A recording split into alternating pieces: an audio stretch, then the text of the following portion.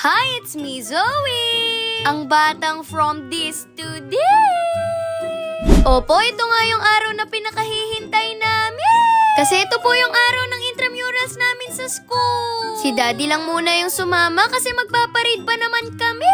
Kasi kung sasama pa si Mami at si Bunsoy, baka hindi nila kayanin. At sa puntong yan, mag-uumpisa na nga yung parade kaya lalabas na kami sa school. Alam kong napansin nyo na pero nakalimutan kong sabihin, red team nga pala kami.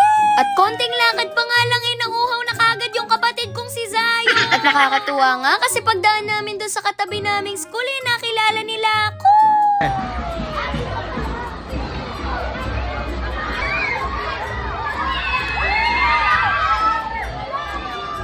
Ay nako, salamat and shoutout po sa inyo lahat dyan. At pagkatapos nga ng parade, sinundo na kagad ni Daddy si Bunso at si Mami. Opo, at nakared din sila na para bang Valentine's Day ngayon. At ang saya nga dito sa school kasi parang family day na rin.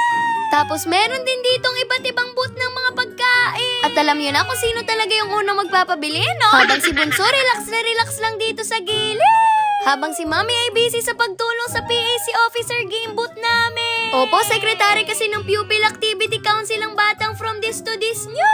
At sa mga ganitong pagkakataon talaga ay pati magulang ay tumutulong din. At dahil nga game booth to hindi talaga to palalampasin ng kapatid kong si Zayo.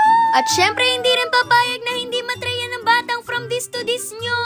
O diba winner agad? At nakakatuwa nga po. Kasi isa ako sa kinuha na magmamodel ng jersey namin. At pagkatapos ay sabay-sabay na rin kami nag-lunch nila Mami dito sa school. Pagkatapos nga namin kumain, sinubukan na rin namin yung photo booth. Opo, para naman may souvenir kami ng intramurals namin, no? At nakakatuwa kasi meron ding keychain. At sa puntong yan, nire-ready na nga kami ni Mami para sa Zumba dance performance namin.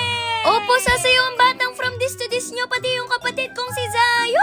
Pasensya na kayo kung hindi nyo mapapanood yung buong performance namin. Itatanong ko na lang sa mga kagrupo ko kung meron nakapag-video ng buong performance. Nahirapan talaga si Daddy mag-video kasi baka daw mag-full yung memory niya. Pero ayan, at least kita nyo, hataw na hataw kami ng kapatid kong si Zayo.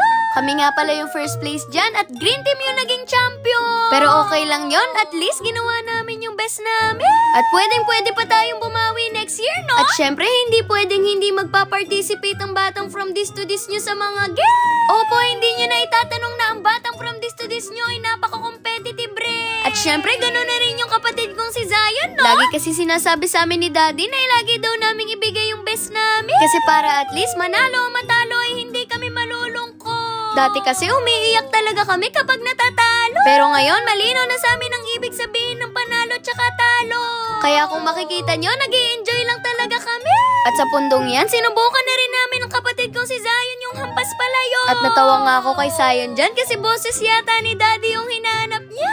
Tapos nung ako na nga yung magtatry, sobrang nakinig talaga ako kay Daddy.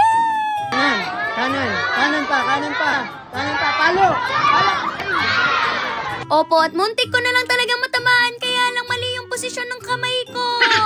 At gusto ko na rin po samantalahin ng pagkakataon na to na magpasalamat sa inyong lahat. Sa lahat ng nakipag from this to this, nagpa-picture. Ay nako, lahat kayo ay sobrang na-appreciate ko. At ito lang din yung alam kong paraan para makabawi ako sa inyo.